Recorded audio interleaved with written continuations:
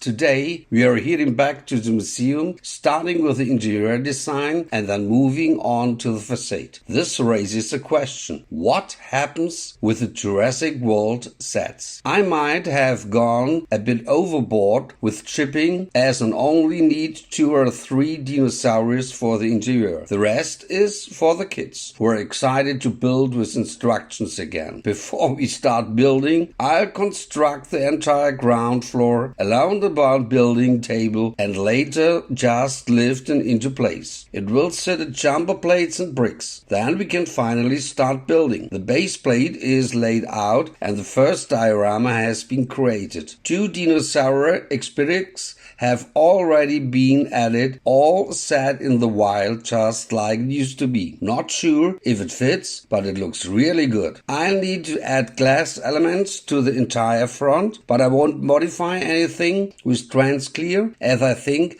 the image looks much nicer as it is. Next we'll move on to the evolution of humanity. Here the upright posture should emerge, but it's quite challenging to depict with Lego minifigures. However, I think you can still set a bit and what I needed. Something has been created in the background. In the Stone Age there's cave with wooden houses and modern times. Skyscrapers have emerged in the background. I think it fits quite well. For the next diorama I need the heat of the T-Rex. I will be only found it later in the episode, but I found the skull of the T-Rex fighting right here. Next to it is a window from the facade offering a wonderful view at the T-Rex head. Moving on the center of the room, you can see there's still large area to work on. But first I'll need a staircase to reach the second floor. The staircase will be placed in the middle of the room, serving as the building's highlight leading upstairs. I think it already looks quite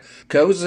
It's definitely a small highlight. Further up it continues later. I haven't wasted any space under the stairs either. Here a few bones from some dinosaur have been added. You can still have a look at them there. Next to the stairs it continues. An exception space has also been created here. And here I actually wanted to place a T-Rex. For this I have to take off the head and placed early and resemble the T-Rex somewhat and replace it on the surface, and you can see that it doesn't really fit here. I kind of knew that performance, so I also ordered some parts. The parts have already arrived, but I will take some time to put it all together. In the meantime, I've already tiled the floor. The whole thing in dark brown, I think contrasts well with the dark red exterior walls and the brown stairs. The parts for the stairs have also arrived by now, so I've somewhat built them halfway done now. The other side will come in another update. Here on the workbench you can't really see the size of the museum properly. You see later how big a museum really is. I don't currently net what they're going to place in the showcase, so I just placed a skeleton for now. And then we continue to the large exhibition area. Here a dinosaur has been created, or rather a skeleton of a dinosaur. I've picked up various building techniques here so that I somehow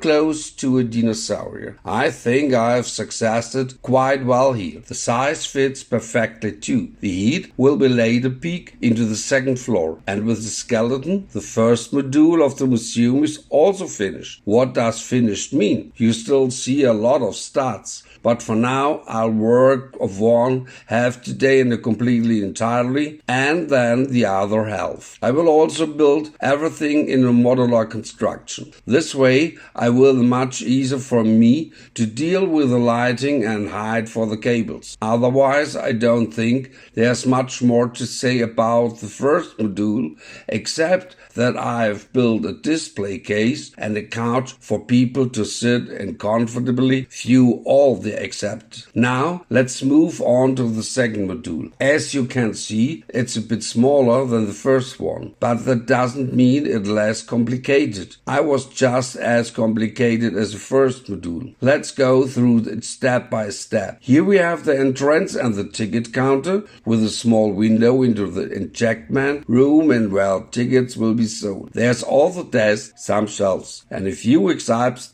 that need cleaning or refreshing depending on their condition. Moving on, there are two more exhibition areas here, as well as a door into the room. Up front, there are three more display cases, two large ones and one small one. The small one contains some unkilled utensil, like a club, I don't know, and the two large ones showcase their rubbish meat and humans.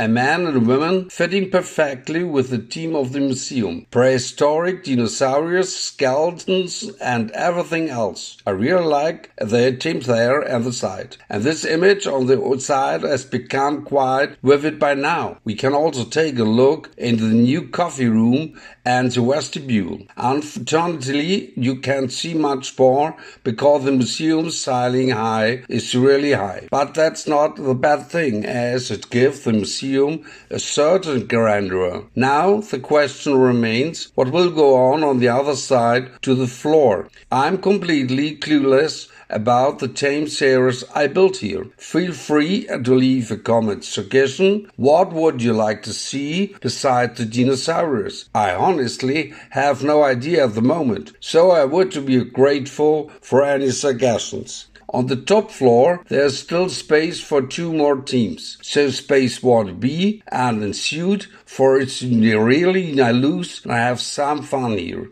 And that is what the interior designed for now. Let's move on the facade. I might look finished, but it's not. They are still missing and to the cornices, as the windows need proper surrounds. I'm currently assembling them along with the plate modifieds. 4,500 pieces in total. What a data's taste. And to make matters worse, my son was sick and couldn't help. So here's 450 plate modifieds assembly. Doesn't look like much, but I truly worked a lot of work. And this is how I look when everything is installed. The window surrounds are done, and so are the cornices. So basically the front side of the museum is finished except for the roof. The parts for the window surrounds around the window are also enough for the other side. That means we can also finish the other side except for the roof again. Let me show you the windows. Each window element has about 100 pieces, so I think you can imagine how many pieces are already installed in the museum. And by now the left side of the facade is also closed. Take a look at the long side of the facade. Now let me show you the roof side and the short. I have to say I much prefer the short side here compared to the long side. I don't know why. Maybe I have to work at the long side again to make it look as good as the short side. And that's it for today. I want to thank you all for tuning in and see you soon and goodbye.